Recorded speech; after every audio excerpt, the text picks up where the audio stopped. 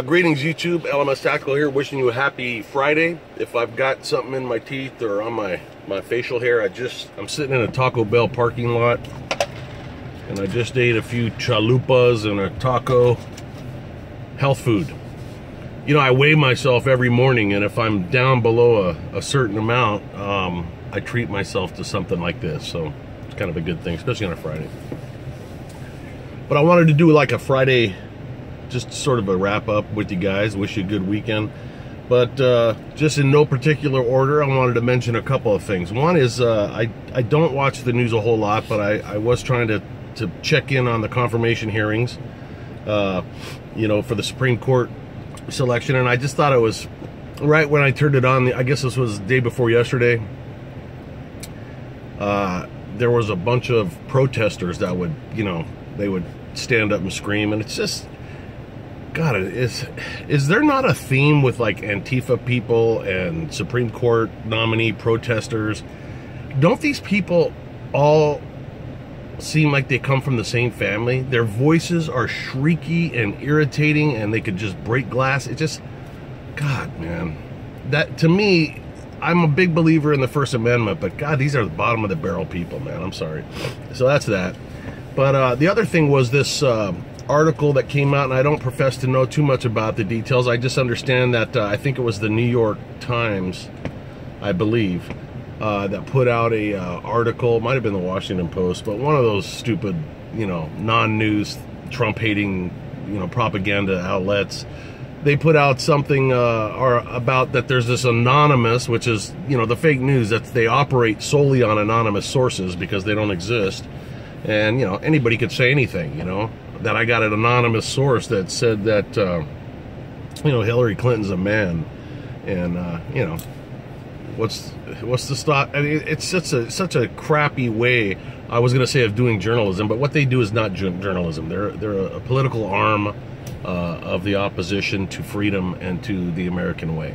But regarding this anonymous source who said that they're in, you know, they're basically operating very close to Trump within the West Wing of the White House, and that they're working to thwart his, you know, actions and to keep America safe. And I saw a lot of things on Twitter popping up, and people, you know, coming out with different ideas about who this might be and blah, blah, blah.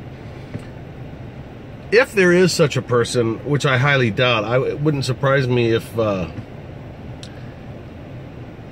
it's not a like a ruse, you know. It could be Trump doing it. I mean, that would be beautiful. But I don't necessarily, honestly, my gut feeling is there is nobody. I think what's going on is that these liberal pukes and these wannabe socialists, they are aware of the QAnon movement. They see all these things going on, and you know, this Q stuff has all been verified. I mean, there's no way that everything's a coincidence. This guy or this group of people or whoever, I mean, Q could be Trump for all we know, but whoever it is has proven over and over again that they, the individual or the group definitely is in, you know, some very top level locations in terms of proximity with the president and in the know. And I'm thinking that maybe the libs, just to do some sort of, you know, like a counter movement, you know, a psyop, would be to be, hey, let's go put out that we got an anonymous source that says that we got somebody that's really close, to try to make the Trump team nervous. I wouldn't fall for that. I don't necessarily think that that's even true. What's this guy doing? This guy's like rolling up on my car, really way too close, but he's just going through the drive-through. But enough about that. The other thing is, and I wish I was at home, I could, because I'm just going to upload this from the phone. I don't do a lot of editing anymore. It's just too time consuming, but I'll direct you to, there was a shooting, there's been a video released of a gang shooting in, I think it was Cleveland, Ohio. Pretty sure it was Cleveland. And I encourage you to watch it because there's a lot going on. There's no sound, but it's taken from a stationary security camera that's like at an intersection.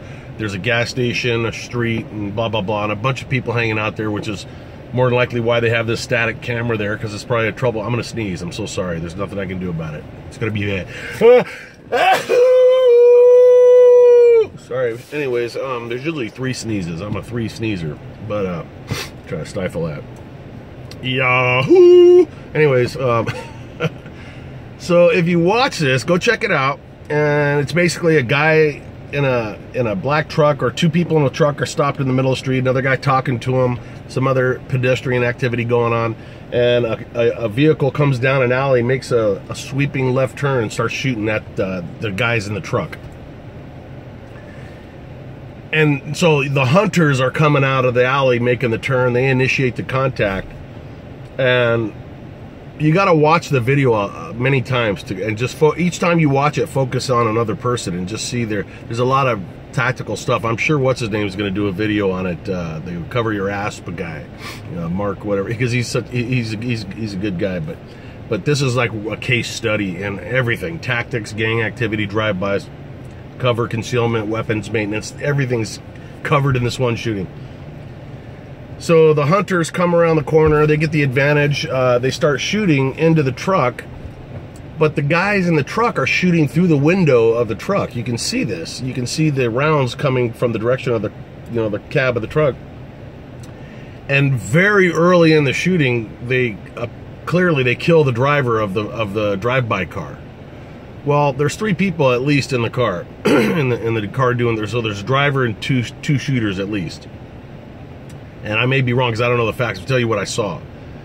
Well, when your driver gets killed and you're doing the drive-by and you're in the enemy territory, you're pretty much horse-fucked. And these guys were horse-fucked. I don't know if he got popped in the melon, but he was out of the picture. Now you got the front passenger and the right passenger, and they're still shooting it out. But these victims aren't going to be victims. I'm not saying I like gang members, but you can always learn even from assholes and your enemy. You can learn, if you see something good. These people were in the fight, man, and you got to watch this. They unload in this car. Finally, one of the dudes, I think it's the front passenger, he books, man. He just miles out of that vehicle, and he makes a left, and he's gone. He's probably still running right now. He's probably 6 states away. He was like a flash. Well, the dude in the back seat is still engaging, and none of the targets are hit that I could see. But he is hitting the leg while he's in that car. So he gets out, and I don't know if he's out of ammo or what, but he's trying to hop down the street with a leg wound, and he's fucked up. The victim who got out of the truck, who was shooting through the windshield, literally comes back into the camera view. He's going after this motherfucker, man. He's going to put him down. And he does. He runs around the corner, kills that guy. Now, what I wish I was watching, maybe I'll watch the video and do a thing on this. But yeah, so you may see this video again if I have the time. I'll try and do a screen capture of the video. I don't think I've ever done that with you guys, and I'll try to go over it. I'm not sure technically how to handle that, so maybe I'll try to work on that tonight, because it's really worth it, man. But check it out. You guys can see for yourselves. I mean, one of the dudes, the guy that was leaning and talking to the people in the truck, see, I get cars slowing down and they're kind of looking at me. So I'm legit. I have my concealed carry, the holster, the one that I pushed on the channel, and I'm good to go. G. I'm always paying attention here. But anyways, so they're good. They're good. I'm still keeping an eye on them, but I always. Well, I'm gonna get sidetracked here. So anyways, the dude that was leading in the truck, right? This guy, if you watch him from the beginning, a lot of people in the comments thought he was like the baddest dude that ever existed in any kind of a gang shooting, because he was fully engaging these enemies, which I got to give him credit for a gangbanger. He was completely fearless or stupid, but he was engaging. He was running, moving, getting cover, doing all the right things. But he must have got one shot off, but he never got anything else off after that. The entire time that this is taking place, he's with a malfunctioned weapon, and it looks like a small caliber semi-automatic. I'm guessing it was a double feed, and you can see at the end it's almost pathetic. You want to go out in the middle of the street and just hug the guy and say, hey man, you got to learn about weapons maintenance. This guy, and here's the takeaway for us, clearly has no clue how to clear this malfunction. And it's a simple clear. It's a tap rack and fucking, you know, you're back in the fight. But more importantly, he clearly, he has no maintenance concept, which a lot of people, not just bad guys, they think they can get a weapon, load it, and carry it for 3 months, and then it's just going to function when they need it. These things collect dust bunnies and everything else, man. You know, oil collects dust. Springs get weak in magazines because they're compressed for a very long time. You know, there's a lot of debate as to whether or not you should even have your magazines fully loaded because of that. Things happen, you know. And if you don't maintain your weapon, don't expect it to be there for you when you need it. If you don't know how to clear a simple malfunction, or even a complex malfunction, but for sure a double feed or a stovepipe, these are simple. If you don't know how to clear it, you shouldn't be carrying a weapon because you're just a liability. This poor guy at the end, you see him aiming at the car, all the action's over, but he wants to somehow get another shot off.